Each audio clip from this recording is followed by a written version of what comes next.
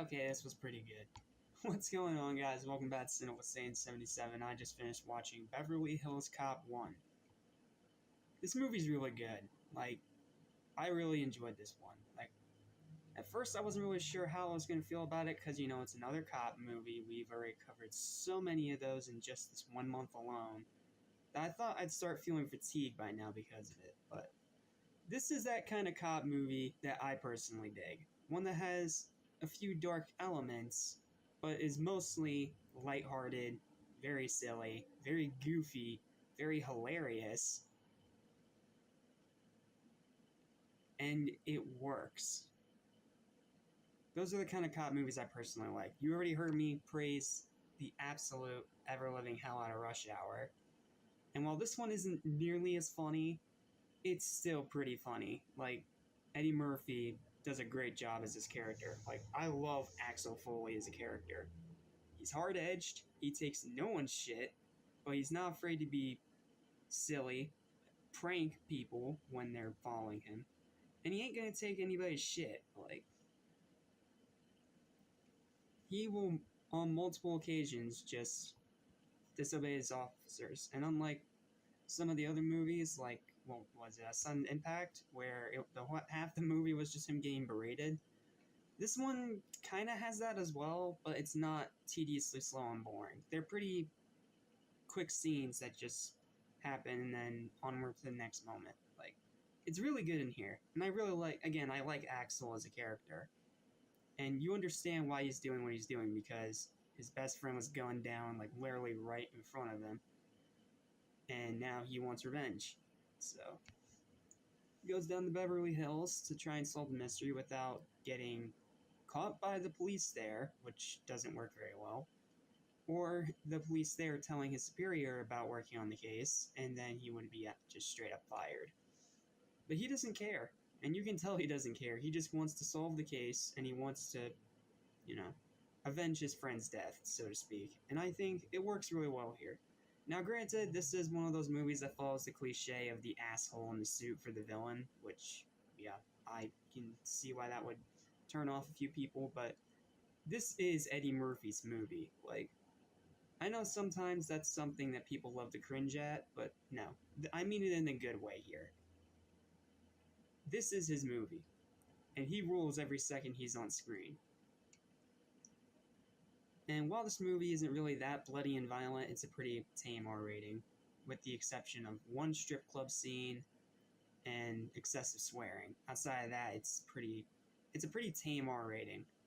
And while this one definitely is a bit of a slow burn, it's not like the Dirty Harry movies where it was so slow you could feel every single second you were watching. Not only that, I liked how this movie had a somewhat quicker pace than most of the other movies we've looked at. It is a bit quicker paced. It's not super quick paced, it's not like Rush Hour, but it works really well. Now, granted, I am a bit mixed on having those racial undertones in there. He gets tossed through a window by guys, and then the cops arrest him, and then, well, he's treated like shit because he's African American. So, yeah, those scenes are a bit tug at your collar, but it's only one or two scenes. It's not really an overarching thing with this movie. I also like the two detectives that he's paired up with. Rosamund Taggart, played by Judge Reinhold, and John Ashton. Sorry if I'm mispronouncing your name. I'm terrible at pronouncing things, but I really like these two characters. They're hard-edged. They're trying to, just obey what their superior gives them. Obey what orders they're given by their superiors. But over time, when they start spending more time with Foley, they start really, developing a friendship with him. And the ending is really nice. It's a really nice ending. Not to mention, there is some hilarious lines and dialogue in here. There's not another movie you can say that a guy is able to keep cops from chasing him by putting a banana in the tailpipe. No other movie can you say that other than Beverly Hills Cop. So right there, it gives it a little bit of diversion from all these other cop movies that have been made all the time. But the biggest thing I love about this movie, it's not Eddie Murphy, it's not the story, it's not the writing, it's not the hilarious dialogue, it's not the quick pace, it's the soundtrack. Like, the soundtrack in this movie is really fucking good. Like, all the songs they pick are great, all the original stuff they make for the action scenes are great, and it definitely fits the whole 80s vibe they're going for with all the synths, with like all the synths they put in there.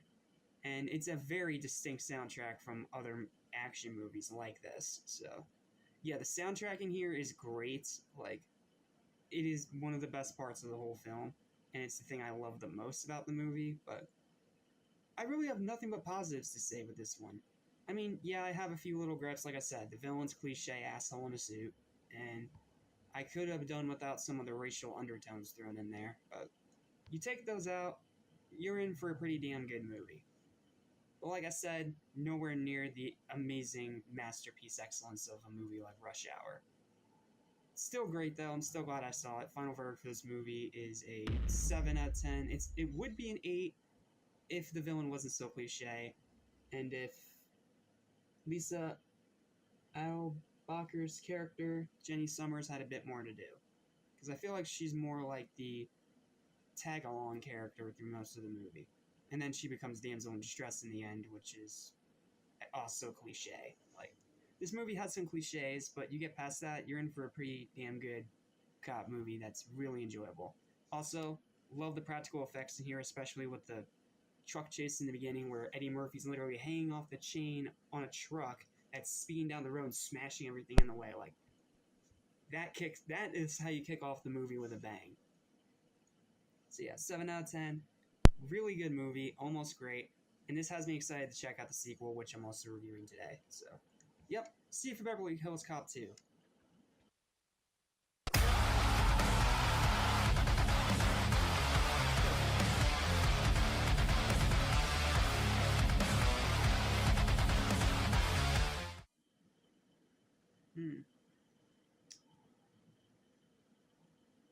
Okay.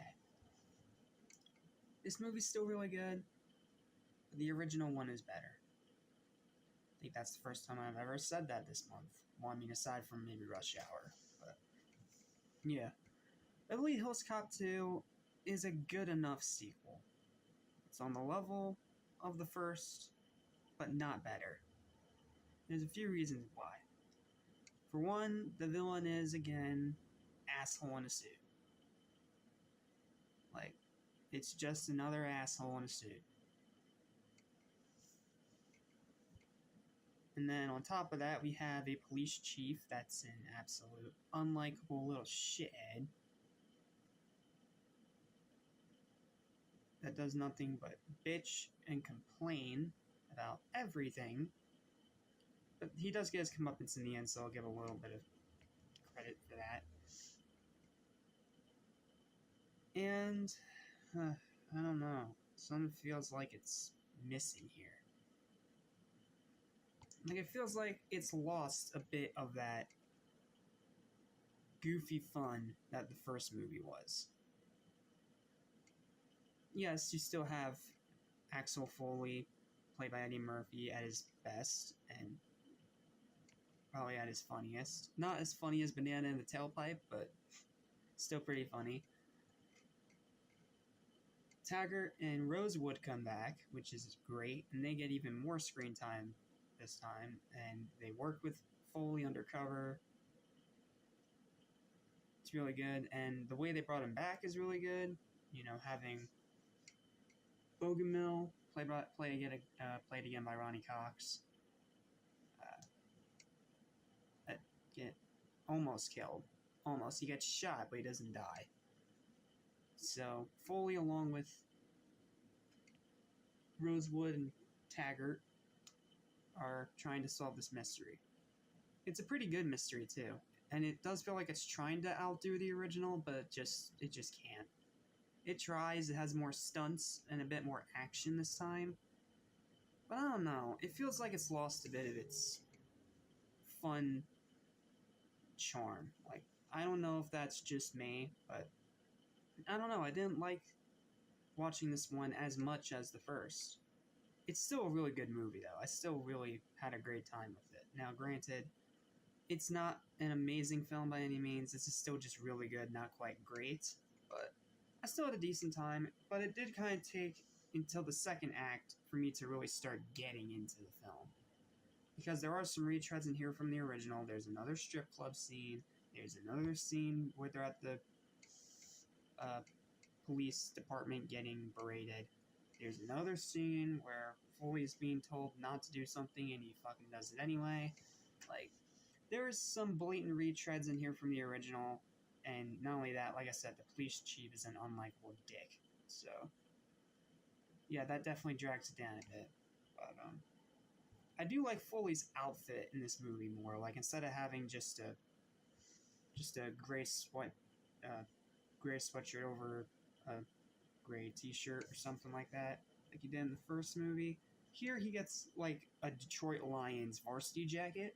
I really like how that looks, personally. When did this movie come out?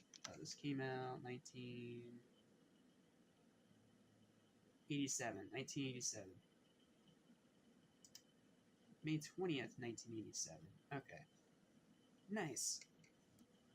But, yeah, it just feels like it's kind of missing something.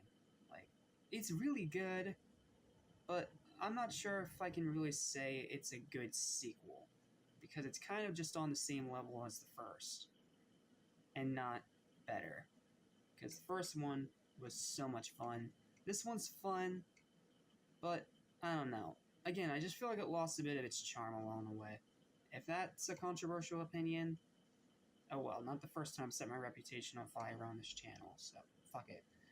My final verdict for Beverly Hills Cop 2 is going to be the same score I gave the original. It is another 7 out of 10. It is a movie that is really good. I had a great time watching it, but again, it's only really because of the second act, because the first act drags like a fucking rock. But outside of that, blatant retreads from the original and the police chief being an unlikable little shit, this is still a really good movie that I still really like. And also, I almost forgot to mention this, it's still another great kick-ass soundtrack. Like, seriously, the soundtracks in these movies seem to be, like, the highlight of this franchise. So, yeah. Can't really say it's a good sequel, but it's a very good movie. I'll put it that way. Okay. And tomorrow, we're going to finish off this franchise as well as Murder Mystery 2, and I really want to end this one on a surprise, so I'm going to throw an extra one in there tomorrow. I'm not going to say what movie it is. You're just going to have to wait and see. No, it's not Murder Mystery 2. That is not a secret. I already said I'm going to be reviewing that, so tomorrow you're going to be getting Murder Mystery 2, Beverly Hills Cop 3, and a special surprise. Again, I'm not going to say what it is. I'm just going to say it's another one of my favorite movies of all time. Because I want to end this action-a-thon off with a bang. Yes, pun fully intended, thank you very much.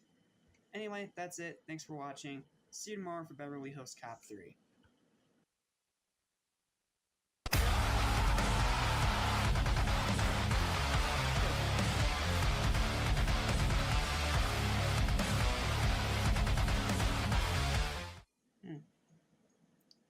I think it's the first time I've ever run into this, where all the movies in one trilogy that I've watched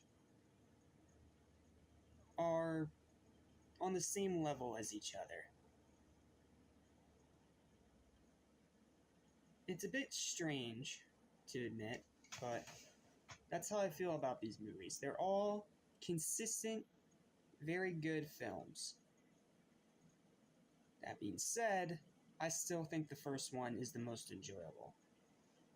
But I personally like all three of these. Now, this film is probably known as just okay by most people. And I can kind of understand why. Because while it is still on that same level, it has some problems. But it's a few different problems this time. What's going on, guys? Welcome back to Super Saiyan 77. I'm your host, Jack Small, and we are finishing off our final franchise of Action-a-thon. So, yeah. Beverly Hills Cop 3. This movie is both disappointing and also fun and entertaining and very enjoyable. I think the amusement park setting was an interesting way to take this movie, but it also leads to a bit of a tone problem because the movie starts out like super dark and serious with it. This isn't a spoiler, it's literally in the plot synopsis of this movie. The police chief, Todd, is killed off in the very beginning. And it starts out on this super dark, serious note when these feds also stop Axel from being able to get the killers that night. So he goes back to Beverly Hills, this time to Wonderworld, to go investigate. With Rosewood at his side, but not Taggart. And that's another problem I have with this. Why did they write Taggart out? Was it some kind of dispute with the actor? Was there some kind of rushed production going on? Like, what was the story here? If you know, please let me know in the comments, because I do not know why they wrote him out. Instead, we're left with another guy that's kind of like Taggart, except he's boring. Like, I hate the Taggart replacement they have in this movie. I hate him. He is boring, and he's just not fun to watch, because he's just kind of an asshole the whole movie. I do think this movie has a better villain this time, with the killer turning out to be, someone that works at this amusement park, which is a nice twist. And I do like how they actually got John Saxon, rest in peace. They got the late John Saxon here to play the secondary villain, even though he doesn't really do very much. Like, he's there to berate Foley, and then is there trying to, he's there in the final act just to get killed. That's kind of the whole point of his character. Which is a shame, because John Saxon was a damn good actor, and he deserved a lot better. But this movie also has a lot of very silly moments, which is why I'm saying it's a huge tonal problem, because it kind of feels like it keeps bouncing between being a super dark, serious third installment to the series, or super lighthearted and goofy like it was in the first film. Like, it has a severe tonal problem. And unlike the first two movies, where that seemed transitional between the silly moments and the serious moments, here it just flip-flops like that with no naturality or transitioning whatsoever, which is a problem. I also think Rosewood gets the shaft in this movie, because while he is on screen a good bit, he doesn't really get to do very much. And that sucks, because he is a great character and one of my favorites in the series outside of Foley himself. Yes, Eddie Murphy is still really good here. And I think that the setting they picked was pretty good. And I love the final sequence of this movie. It's very thrilling and far different from the other two films. But at the same time, I don't know, it feels a bit anticlimactic. Like, it's super cool, but it just feels like they could have done more with it. And like I said, there's also a severe tonal problem, because then you also have super silly moments like him dressed up as a mascot in the park, or, him swinging around on let's be honest, some weird rip-off Ferris wheel thing they call the spider. And while that scene is cool, it's also a bit silly. And I also think the effects take a pretty big step backwards here. No, not in their design. I like the design of all these rides, but the problem is there's so many moments of just flat-out green screen that are so blatantly obvious that it takes you out of the experience. Now, I know I'm being really harsh on this movie, even though I'm saying it is really good. And it is still really good. But I just feel like it's missing something.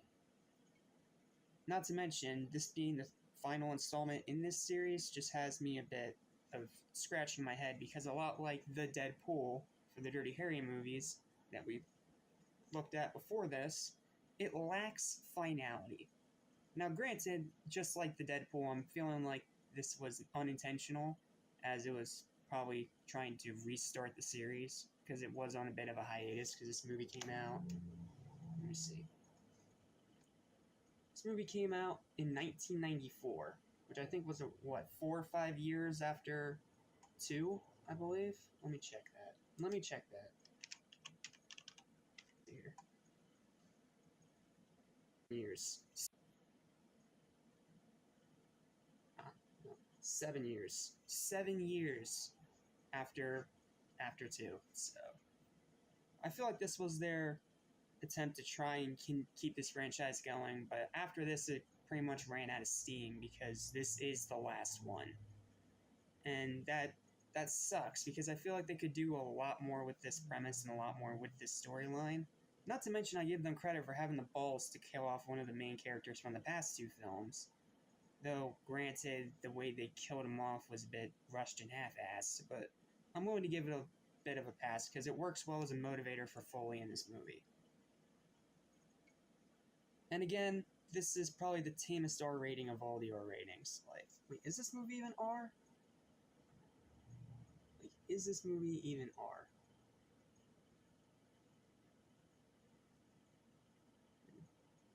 Review, but I gotta know this. Yeah, this movie's still R. Yeah, it's an even lighter R than it was in the last film. So, yeah, that is more than a bit strange. Like, it's hard to explain, but that is strange.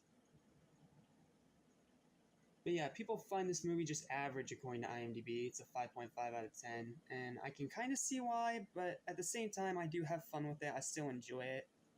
I just feel like this third film was really missing something. Like, not having Taggart there was a huge misstep. And while the villain is better this time, it's still just an asshole in a suit.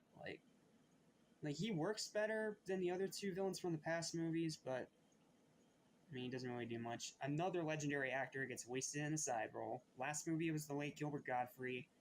This time it's the late John Saxon, which sucks because both of those guys are great and deserve a lot better. And it just feels like this movie was really missing something. Now, like I said, I still think this movie's very good. But I have to be critical and harsher on it because I just feel like it could have done more with this. Like, you have Axel Foley running around in an amusement park. Like, you could have done so much more with that. Like, that part just really gets under my skin and it kind of ticks me off. But you know what? It is what it is. I still enjoyed the movie. I still had a good time. I just wanted it to be a bit more, final. Because I don't think there's a 4th coming out yet that I know of. But if there is a 4th coming, please let me know in the comments, and I'll try and be a bit nicer to this movie. Because if there is a new one coming, then this one won't have to be all about finality. So, yeah. A bit of a long-winded review, but that's just my thoughts and feelings on this movie. It's very good, but it can be very frustrating, especially with a bunch of the decisions they made, and that fucking green screen is abysmal. But putting all that aside, this is still a fun time. I still had a great watch. It's still very funny. It just has severe tonal problems and a bunch of other little missteps that keep me from being able to call it better than the other 2 movies. But then again, it's also strong enough that I don't call it worse than the other 2.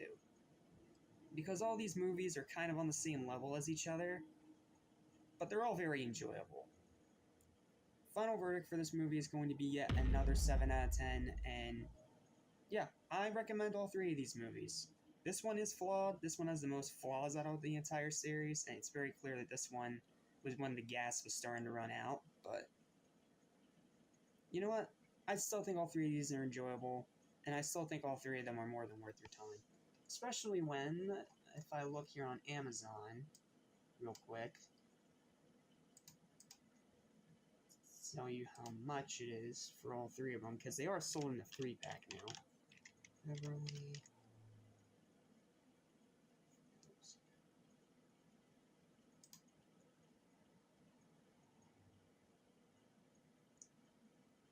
Yeah, they're sold in 3-packs of the normal DVDs, and then there's also a 3-movie collection, which is only around $13.